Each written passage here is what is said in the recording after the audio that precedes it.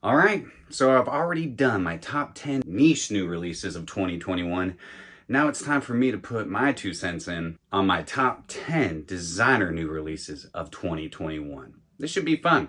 Yeah, so stay tuned. Oh, yeah, sorry. Cue that intro.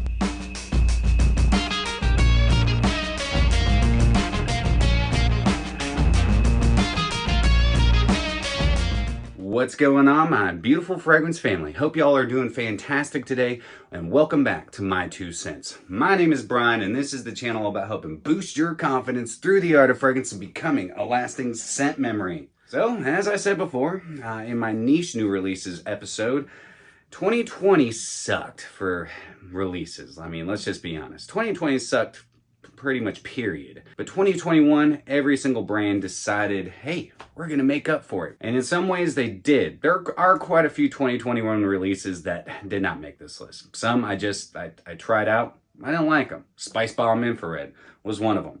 I know there's a lot of people out there that really enjoy that fragrance. Rock it, love it. For me, it just wasn't a like or a love. So I passed. I don't have to have every single new release that pops up. If it's not gonna work for me, there's no reason to pick it up. So this is going to be my list. I'm really curious to know what your top 10 are. Before we get into this list though, I just want to thank the fragrance family for all the continued love and support. If you are new to this channel, then do me a quick favor and hit that subscribe button. Join this beautiful fragrance family. Don't forget, while you're down there, hit that notification bell so that you stay in the know whenever I'm posting new content. Throw me up one of those likes and drop me some comments down below, because I look forward to getting to know you. But without further ado, it's time to get into... You know, it's funny because last year I thought it was the end of the world as we know it. Whiffs and sniffs. All right, so I'm going to do this ranked. So this is going to be my top 10 list. Again, this is my list. I'm curious to know what yours are. I know that some of you might not agree with some of my lists, and that's completely fine. That's what I love about fragrances. We can all agree to disagree. It's all subjective. But here it goes. Coming in at number 10. Zaharoff, the Most Wanted. All right, so I like this fragrance. It still is not a love for me.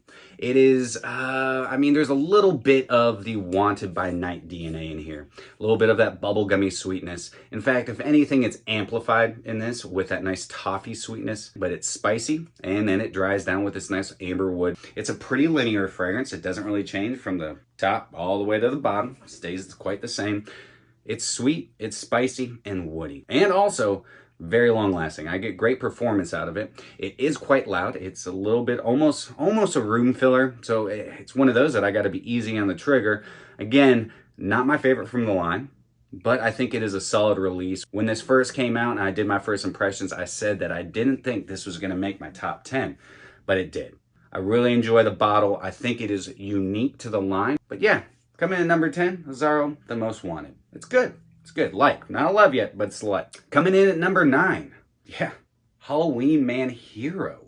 You're probably like, really? That made your list? It sure did. I really like this fragrance. Compared to the rest of the lineup, you know, Halloween Man Shot, I did not like that one. I sold that one off. Halloween Man X, Halloween Man. This is completely different. I do like that they created a blue fragrance. It does kind of have that Bleu de Chanel vibe to it. So you're getting that lavender, and you're getting those florals and aromatics, and you get some nice woodiness in the base, but it's also got this nice aquatic side to it, which kind of sets it apart from Bleu de Chanel. I think this is a solid release, great signature scent. Coming from the line, I think this was a needed addition. So Halloween Man Hero comes in at my number 9 spot. I get good longevity out of it. Pretty much hits a lot of the ticks that I'm looking for. And I think it's quite unique for the lineup. So number 9, Halloween Man Hero. This next one, I think a lot of people are going to disagree with me, but I don't care because it's my list. Mine. Mine. So coming in at number 8 is Dolce & Gabbana Light Blue Forever. I love this fragrance because I love grapefruit. I like a nice salty aquatic grapefruit. And that's exactly what this is. You don't just get the meaty insides of the grapefruit. It's got all the facets of the grapefruit. It's got the pith, it's got the rind. I love it. Now, grapefruit does kind of smell like body odor to some people, and I can totally understand that. But for those of you who do like grapefruit, I think you would agree with me that this is a solid release. The reason I do like this is it's different. It's unique compared to a lot of the other flankers that came from the Dolce & Gabbana light blue line. I love the original, Oh Intense. I don't own, it does not work on my skin. And then there's all those other flankers that were pretty much misses that just pop up at rack stores all the time. I think this is solid. I do get good performance out of this. I loved wearing it this past summer. I think it's a solid release. It's fresh, it's aquatic, dries down with a nice woody base. Beautiful fragrance, in my opinion. So coming in number 8, Dolce & Gabbana Light Blue Forever. I haven't owned anything from Invictus in a couple years, probably about 3 years now actually. But this one, yeah, this is the Invictus for me. Paco Rabanne Invictus Victory coming in at number 7. You get a little bit of that Invictus DNA in it, but not enough. There's a little bit of that slightly bubblegum sweetness in there, but it's nice and spicy. You get this really nice, I think, incense to it as well, but I love the spiciness. I do get good longevity out of this. In my opinion, was a much needed addition to the Invictus line. Now, I am going to be revisiting Invictus come 2022.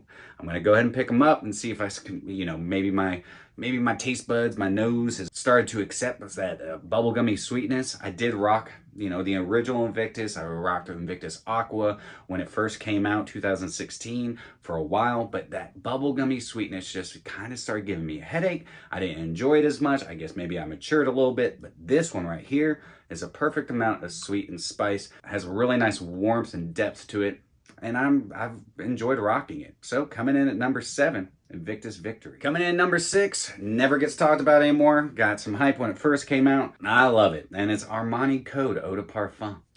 This is just a modernized original code. It's more round. All the notes that I really wanted to be rounded out, amplified a little bit more, they did it in this. Of course, Code is known for its tonka bean. And this is actually a really good take on it because it's not the sweet tonka bean. It's more along that coumarin side. There is a nice sweetness to it, but you have this beautiful lavender, and it's more along a fougere, which I love. This is a modern fougere. I like the citrus, I love the aromatics, and I love the tonka, the way that they did the tonka in this one. I get good longevity, not beast mode longevity, between 6 and 8 hours, depending on how many sprays I go with. If I spray on my clothes, and let's be honest, I always spray on my clothes. This is one of my favorites from the Code line. I'm not a big fan of Profumo, Absolute. I'm just not. They're too sweet. They hurt my head. But this one is perfectly balanced, just for me.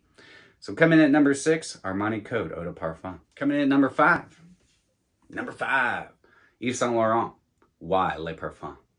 Now what they did here is they took, I want to say that they took the original DNA of the Y line. And what they did is they just rounded it out completely, made it more rich, gave it some more warmth. The aromatics are amplified and blended very well with the fruity sweetness that Y is known for. You get that soapiness, but it's not an overpowering soapiness. Everything is just, again, rounded out. Instead of looking like an amoeba, it's more circular. It's balanced, and it's a very well blended fragrance. I think this is a great addition to the Y line. So coming in at number 5, Yves Saint Laurent, Y Le Parfum.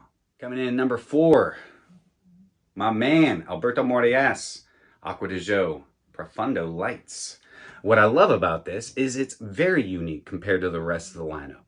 Profumo, Profondo, and Absolute, you can get a lot of that Acqua di Gio DNA. With this one, not so much. I mean, it's there, but it's really hiding out backstage. I love the way that the aromatics are done in this. I love the aquatic side of it. The woods and the aromatics are blended so stinking well. This is a awesome release, and I get good longevity between that 6 and 8 hour range, and it just smells so stinking good. And I think this is one that you can wear all year round. So coming in at number 4, Acqua di Gio Profondo Lights. Coming in at number 3, and I just got this fragrance, but I have to add it in here because it does something that none of these fragrances do.